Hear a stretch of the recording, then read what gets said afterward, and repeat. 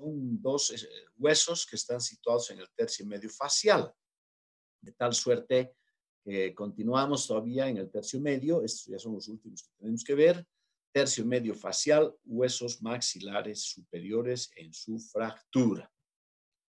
Bueno, hay unas consideraciones bien importantes que hacer antes de entrar en el tema. Fundamentalmente tengo que decirles que los dos huesos maxilares, como vamos a ver en una fotografía, son el eje central del esqueleto facial. Es decir, es como si los restantes huesos de la cara hubieran sido colocados alrededor de los dos maxilares superiores. Entonces, fracturar estos dos huesos verdaderamente constituye una verdadera fractura del esqueleto facial. Ya vamos a ver ese concepto, por qué se los digo. En realidad, se los digo porque se articulan o se contactan con toditos los restantes huesos de la cara. Vale decir, estos dos maxilares superiores están en articulación o en contacto con todito el resto de los huesos del esqueleto facial. Son muy importantes en tres funciones: masticatoria, fonativa y deglutiva. Si hay alteraciones en la masticación, en la fonación y en la deglución, con antecedente traumático en el paciente, probablemente tengamos lesiones fracturarias de los maxilares superiores. De tal suerte, entonces, que la alteración de estas tres funciones han de ser los síntomas preponderantes para hablar de estas fracturas. Son huesos densos y resistentes. Por eso necesitas una enorme fuerza para fracturarlos. Aquí los tienen. Estos dos huesos blancos son los dos maxilares superiores que están articulados con el frontal a través de sus dos apófisis ascendentes, con los dos huesos propios de la nariz, con los unguis o lagrimales, con los cigomáticos, articulados con el vómer, articulados con las masas laterales etmoidales, articulados con los cornetes inferiores, articulados los dos entre sí, articulados atrás con los apófisis palatinas, orbitarias del palatino, y en contacto, no en articulación, en contacto con el maxilar inferior. Por eso les digo, son el eje central de todito el esqueleto facial. ¿Por qué? Porque o están articulados con los otros o están en contacto con el maxilar inferior. Fracturar esta región constituye romper el núcleo central del esqueleto de la cara, como vamos a ver. Les decía, son dos huesos resistentes, lo son. Por tanto, vas a necesitar una fuerza importante para poderlos fracturar. ¿Cuál es la biomecánica de estas lesiones? Son lesiones que se producen generalmente por traumas de acción directa. Decimos generalmente porque hay una circunstancia no muy frecuente que puede haber un traumatismo indirecto que los fracture. ¿Cuál es esa circunstancia?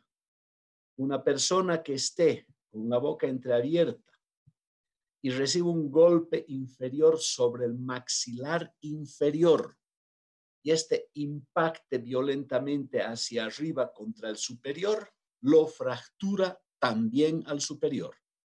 Esa es la única circunstancia de trauma indirecto para la fractura del maxilar superior.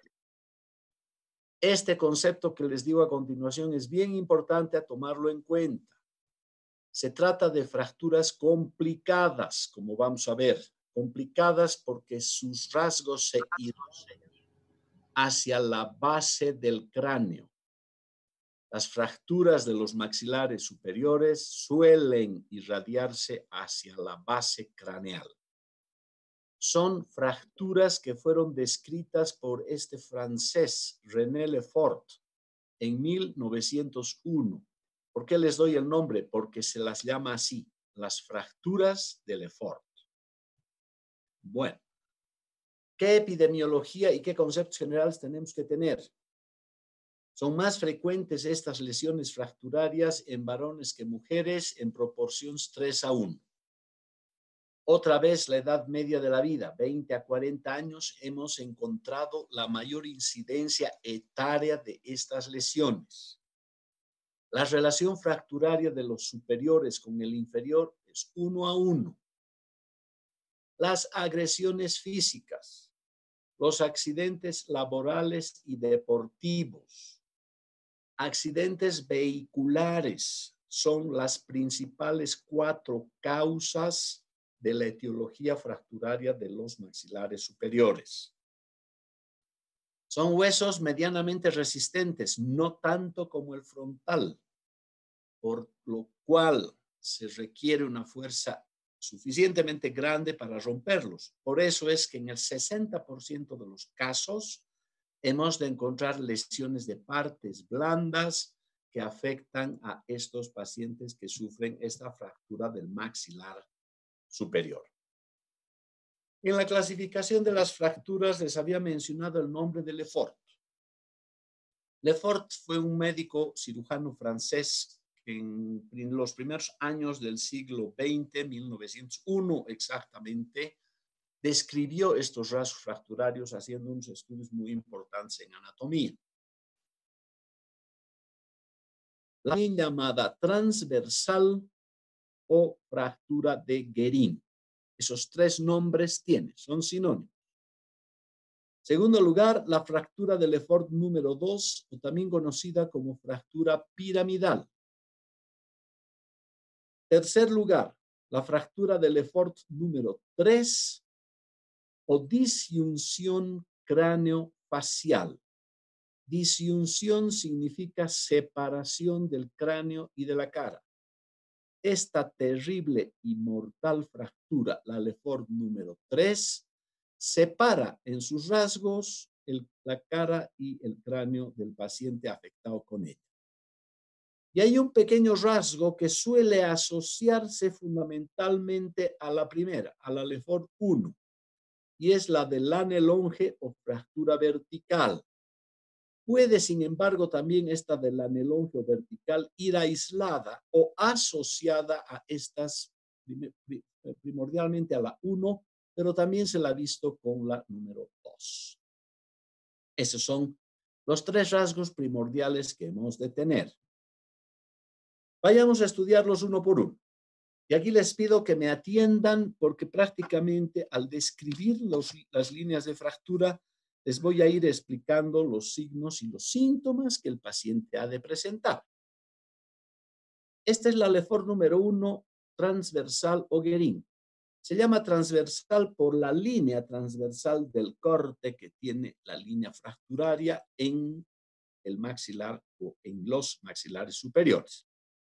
Atienda, fíjense, se inicia la fractura en el extremo de un lado del hueso. El rasgo fracturario va hasta la base del seno maxilar. Aquí está el seno maxilar, lo estoy marcando. Y se rompe. Sigue el rasgo fracturario hasta la base de la nariz y la fractura a la base nasal. El rasgo continúa hasta la base del seno maxilar del otro lado, fracturándolo también, y emerge por el extremo contralateral del otro hueso.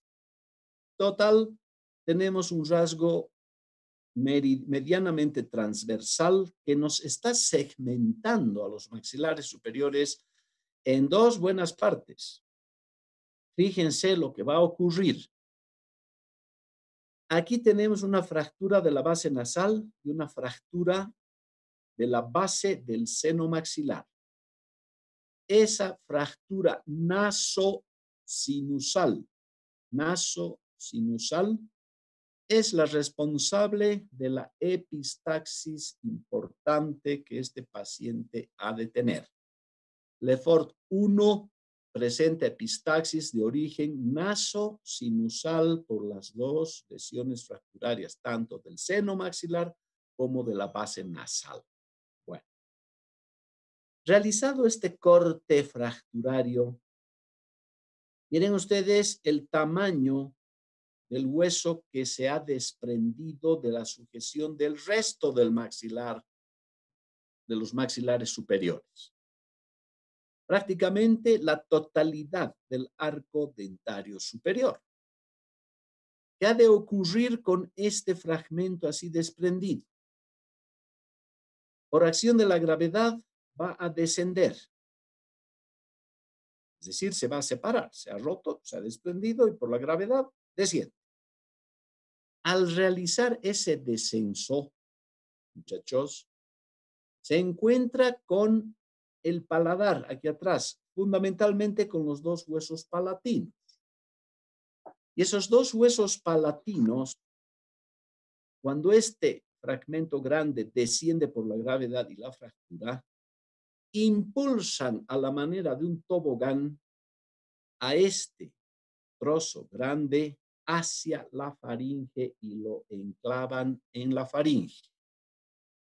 Vale decir, el fragmento desprendido en Lefort número 1 desciende y retrocede por efecto del paladar hacia la faringe.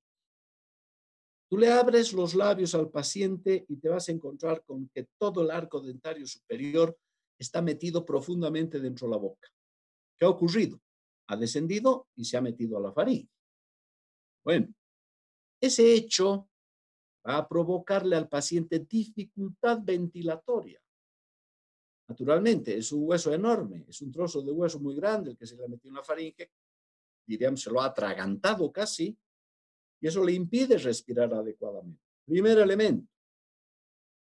Segundo elemento, le abres la boca y te encuentras con que los dientes están metidos atrás. Tercer elemento, epistaxis importante de origen naso-sinusal. Cuarto elemento, equimosis y edemas a la altura del labio superior, vale decir, por debajo de las fosas nasales. El traumatismo es inferior.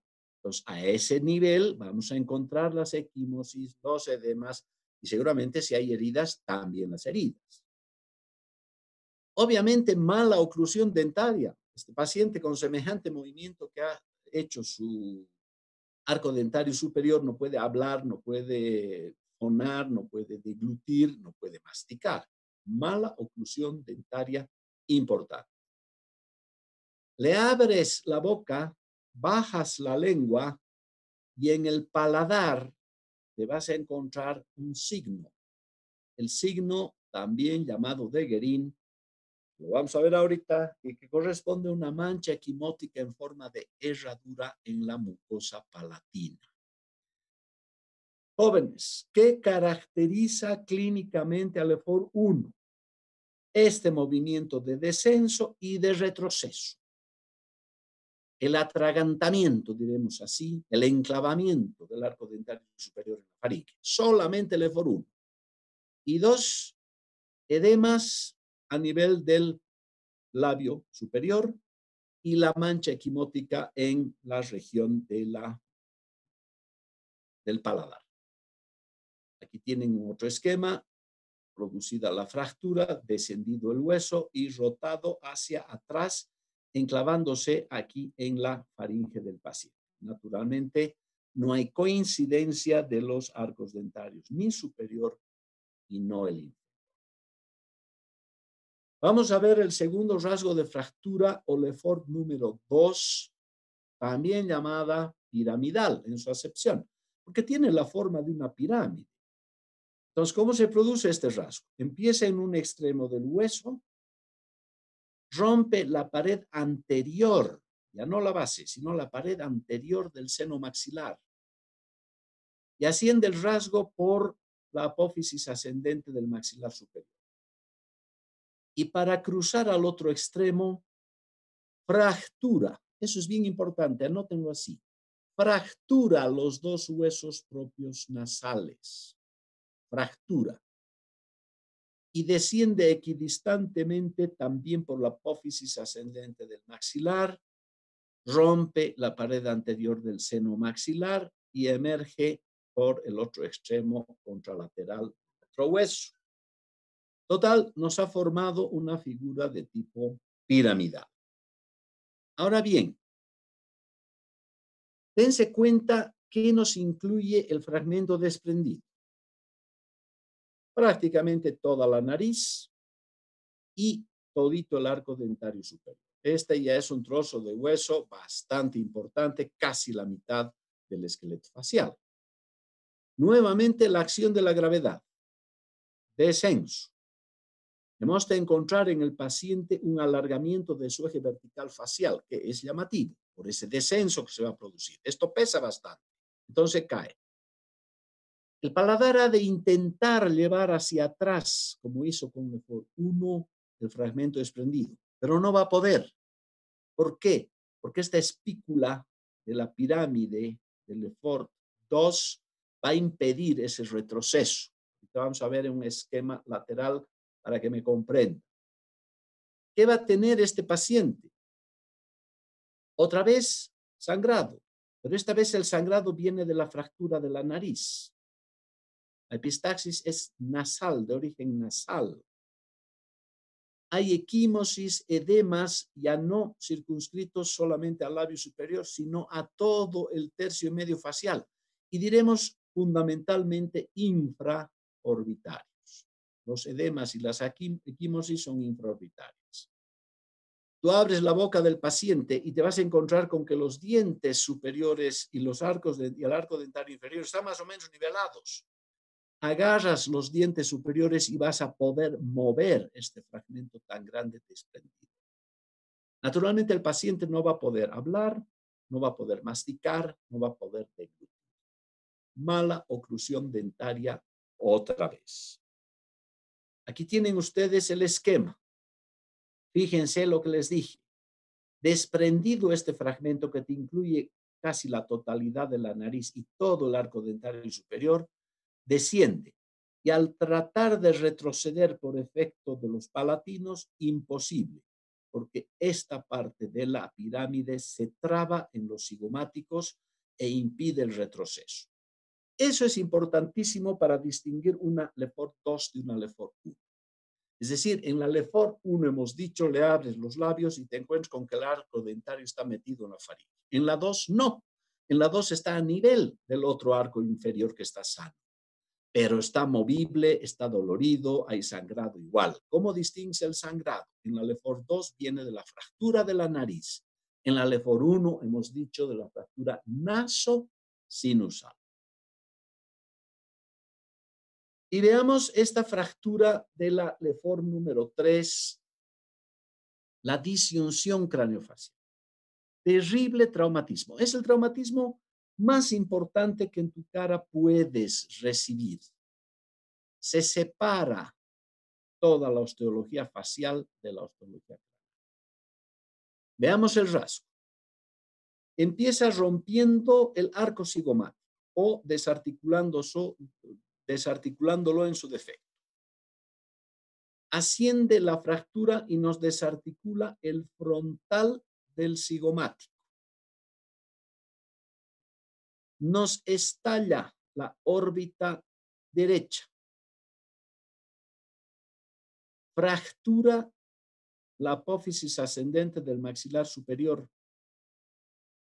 Desarticula, no fractura la nariz, la desarticula del frontal a los dos huesos propios nasales, es decir, se desprende tu nariz. Se rompe la apófisis ascendente del maxilar superior del otro lado. Estalla la órbita izquierda. Desarticula el frontal del cigomático y emerge otra vez rompiéndonos el arco cigomático del otro extremo. Posiblemente este rasgo fracturario que vemos aquí así descrito se nos complique con la base también del frontal. Ayer decíamos cuando hablábamos del hueso frontal, ¿no es verdad? Las fracturas de la base del frontal suelen complicarse con Lefort número 3. Aquí, si el estallido de la órbita es más alto y no es tan medial como en este ejemplo, la base del frontal está incluida en rasgo de la. ¿Qué ocurre cuando esto pasa? Un descenso muy importante del esqueleto facial. Se te viene la cara al piso, se te cae al suelo. Deja de estar sujetados los huesos faciales de su articulación con el cráneo. ¿Qué sostiene a los huesos faciales si se han desprendido de sus puntos de articulación? Las partes blandas, músculos y piel, nada más. Aquí sí vamos a encontrar una elongación muy grande del eje facial. Cara de asno se llama aquello. Esa enorme elongación del eje facial se llama cara de asno. El sangrado, muchachos, es masivo. Ya vamos a ver por qué. La sangre sale a borbotones por las fosas nasales, por la boca y por los conductos auditivos externos. Es tan grave esta lesión que muchas veces los pacientes no llegan con vida a los hospitales. Hemos de encontrar en el paciente diplopía bilateral, estallido de las dos órbitas agrandadas, por supuesto, pero significativamente el sangrado es muy importante. Veremos de dónde sale tanta sangre. Ahí tienen ustedes ese desprendimiento de todo el esqueleto facial que se nos cae al suelo y naturalmente tan solo sostenido por las partes blandas de tu rostro.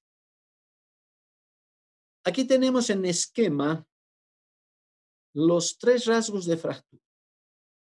Los tres pueden complicarse con lesiones fracturarias en la base del cráneo. Puede. Lefort número 1. Su rasgo se suele extender hasta la punta de la apófisis pterigoides del esfenoides. Lefort 1 rompe la punta de la apófisis pterigoides del esfenoides que está en la base del cráneo. Lefort 2 nos fractura el cuerpo de la apófisis pterigoides esfenoidal. Y aquí está el problema. La Lefort 3 rompe la base de la apófisis pterigoides esfenoidal. ¿Qué existe detrás de esta apófisis pterigoides? La fosa pterigoidea, un espacio, una cúpula. Y aquí arriba, transcurriendo por esa cúpula, por detrás de esta apófisis, se encuentra una importante arteria que es la maxilar interna. En este rasgo de fractura de Lefort 3, que nos rompe esta base de la apófisis pterigoides, nos lesiona a la maxilar interna, bilateralmente. De ahí viene esa masiva hemorragia. Incluso con un paciente dentro del quirófano, esto es muy difícil de poder contener esa hemorragia y de ligar. Tendrías que ligar la carótida, porque si ustedes se acuerdan, la maxilar interna es una rama terminal de la carótida. Entonces tendrías tú que ligar la carótida. Algo demasiado complicado para una situación de emergencia del paciente. Por eso decimos, los tres rasgos fracturarios de Lefort son fracturas complicadas. Ya les he dicho, antecedente traumático primordial para pensar en este tipo de lesiones. Vayamos repasando para distinguir en diagnósticos diferenciales los tres tipos de lesión. La Lefort 1, descenso y retrusión del arco dental superior, metido en tu faringe. Mala oclusión dentaria, por supuesto, el movimiento del fragmento roto, imposible que puedas masticar, que puedas hablar, que puedas deglutir. Dificultad ventilatoria por obstrucción faríngea del fragmento óseo desprendido. Los otros rasgos de Lefort pueden tener también dificultad ventilatoria, pero no porque la faringe se ocupe con el hueso. Los restos de sangre, los coágulos de sangre de la epistaxis pueden obstruir tu faringe.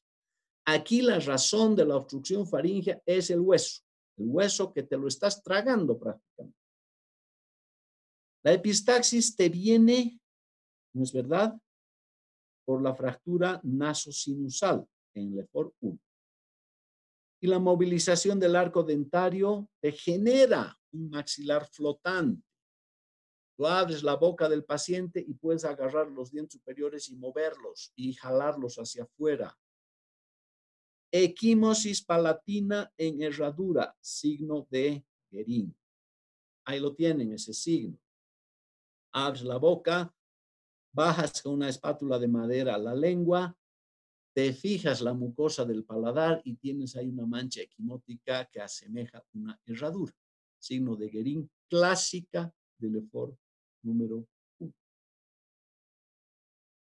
Aquí tenemos, ya es una mala foto, muy expuesta, ya en proceso quirúrgico de reducción, el rasgo, la fractura del LEFOR 1, asociada con la del anelonge. Esta es la del anelonge, por eso se llama fractura vertical, que generalmente se asocia a la 1, es decir, nos separa a los dos maxilares por la sutura maxilar superior.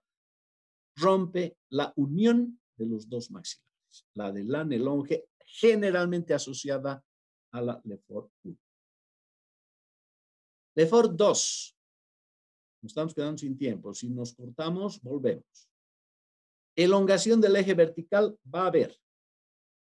Las equimosis aquí son periorbitarias, bilaterales y mediofaciales. En la otra era a nivel del labio superior. Epistaxis, de origen de la fractura de la nariz. Otra vez, maloclusión dentaria, mordida abierta. Si hay dificultad ventilatoria, no es por obstrucción del hueso en la faringe, puede ser por restos de sangre. Aplanamiento facial y deformidad nasal, la nariz está rota. Y si tú percutes los maxilares superiores, vas a encontrar el signo de calabaza, el típico ruido de calabaza, cloc, cloc, cloc, un ruido a hueco. Y tienen ya reducida una LEFOR 2, muy mala foto, lamentablemente. La 3 no tiene pérdida. Es un paciente con un edema generalizado en todo el rostro, estallido de las dos órbitas, una cara anormalmente larga, la cara de asno, un sangrado masivo por la boca, la nariz y los conductos auditivos externos. La distopía oculorbitaria han estallado las dos órbitas.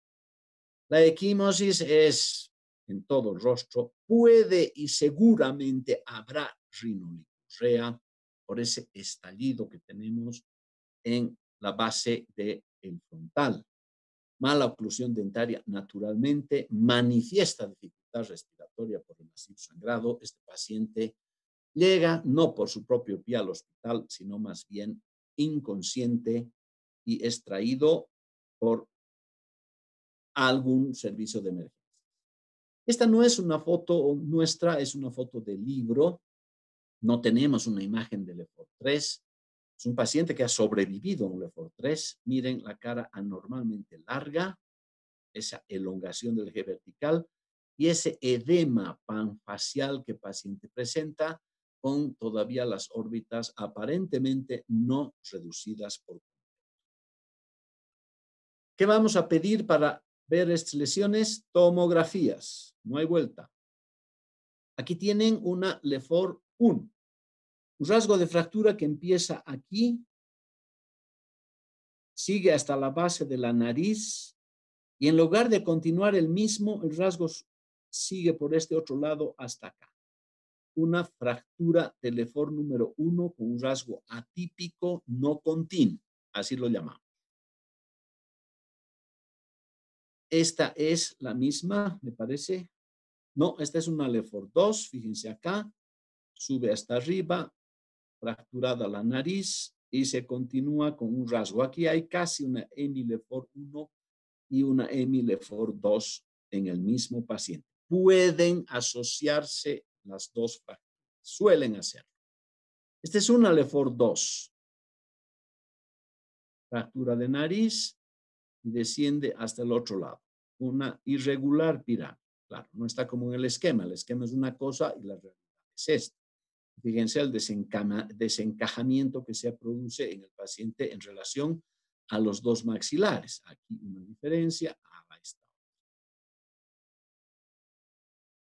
La misma radiografía anterior, pero ya de control con las placas de osteosíntesis colocadas. Estos controles los solemos hacer a los 10 días más o menos a la semana. La fractura de nariz no ha sido corregida en el mismo tiempo. Esto se lo hará en un segundo tiempo quirúrgico. Primero, las Lefort. Aquí también una Lefort con estallido orbitario. Aquí lo mismo, con un rasgo, casi diríamos una mezcla de Lefort 3 en este lado por la órbita y a este lado la Lefort 2 con la nariz. Es una imbricación de las dos fracturas. Lo mismo, las placas de control en el paciente después de la cirugía, nariz para un segundo tiempo quirúrgico. Aquí la urgencia es gravísima. Las 3 fracturas de Lefort implican el riesgo vital del paciente. Controlar la vía aérea, hay sangrado en las 3. Controlar la hemorragia y controlar el estado de conciencia. El trauma es severo. Estos pacientes llegan generalmente al servicio de terapia intensiva. Tratamiento quirúrgico. Una vez resuelta la emergencia, una vez resuelto el problema del estado general del paciente, tratamiento quirúrgico, microplacas y tornillos para las osteosíntesis y la reducción. La reducción de estas fracturas se la hace inmediata o tardíamente una vez que los pacientes han sido controlados en su estado general, siempre en forma cruenta. Y la inmovilización podemos decir que es mixta, tanto ortopédica como también por elementos de osteosíntesis. Ya vamos a ver eso. Vías de abordaje para las Lefort 1, 2 y 3. El labio, levanta el labio superior y hace un corte en toda la mucosa gingival del arco gingival superior. Abordas perfectamente las dos áreas del maxilar superior. Si necesitas ayuda o accesos secundarios, puedes utilizar estas líneas marcadas para la parte más alta de los maxilares superiores. Aquí tienen la osteosíntesis de una Lefort 1 utilizando tornillos y placas. Y a esto le llamamos nosotros la ortopedia de la inmovilización. Una vez hechas las reducciones, es necesario hacer un bloqueo intermaxilar. Este paciente ya ha sido operado, ya ha sido reducida su fractura de Lefort y amarramos este arco metálico a las raíces de los dientes superiores y un otro arco metálico también amarrado con hilos de alambre a las raíces de los dientes inferiores. Y a través de esos dos arcos ponemos estas ligas que resisten mucha presión y bloqueamos la boca. 10 a 12 semanas así bloqueado el paciente. ¿Cómo come? Tendrá que comer cosas licuadas y podrá hacer pasar lo posible por entre los resquicios o sonda nasogástrica. Es la única forma que tenemos de inmovilizar los maxilares para que consoliden las fracturas. En los niños,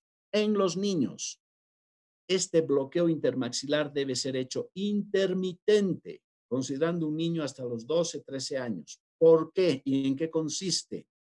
Si un niño se ha roto los maxilares, ponemos los bloqueos, 10 días, a los 10 días le sacamos solo las liguitas, permitimos abrir y cerrar la boca, volvemos a poner las ligas otros 10 días y así hasta cumplir las 10 semanas.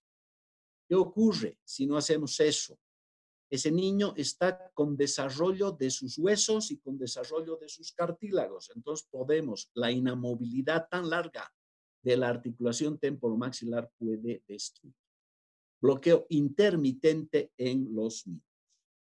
Las complicaciones, la hemorragia y la infección son las más frecuentes, por eso utilizamos nosotros antibióticos de amplio espectro en estas fracturas, asociando, por ejemplo, penicilina sódica con algún aminoglucósido, una asociación profiláctica para controlar la infección. Y las complicaciones tardías malos resultados de las reducciones de las fracturas, con lo cual el paciente queda todavía con la mordida abierta, con mala oclusión dentaria. Tendrás que revisar el tratamiento, reintervenir al paciente y corregir los defectos. Eso es, niños, lo que quería mostrarles hoy en la tarde sobre las fracturas de maxilar superior. No sé si tienen preguntas y si se nos corta en medio de las preguntas, volvemos un ratito para concluir con ellas. ¿Hay alguna pregunta? Doctor, Me, disculpe, en un LFOR 2, después de tratar, o sea, las placas de osteosíntesis, después se va a hacer la intervención quirúrgica, o sea, para la nariz, ¿verdad? ¿Después de cuánto tiempo se hace? Eso puedes hacerlo o programarlo dentro de una semana, 10 días, un año. Ya sabes, la fractura de nariz puede ser bastante tardíamente reducida. No hay ningún problema dependiendo del estado general del paciente, ¿no? Porque son cirugías grandes, una LEFOR 1 o una LEFOR 2 te lleva por lo menos 4 o 5 horas de tratamiento quirúrgico intraoperatorio. Entonces, el volver a llevar al paciente pocos días después es muy traumático para él. Normalmente solemos hacer unas 3, 4 semanas después la reducción de la fractura nasal. Está bien, gracias. ¿Algo más? Bueno, creo que no tenemos preguntas y para esta noche